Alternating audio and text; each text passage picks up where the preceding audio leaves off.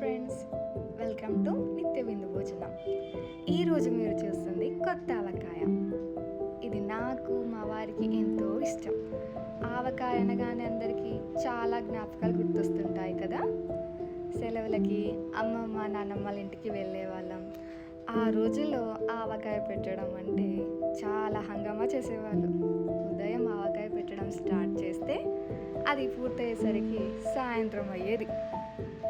వేడి వేడి అన్నంలో ఆవకాయ కలిపి వేసి తినిపిస్తే ఆహా, అమృతంలాగా ఉండేది.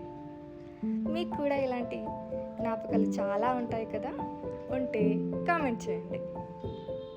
మీకోసం ఒక సాంగ్.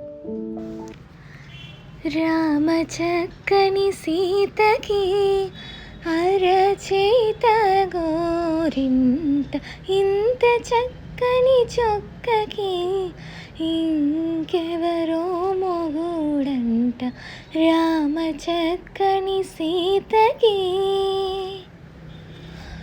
ఉడత వీపున వేలు విడచిన పొడమి అల్లుడు రాముడే,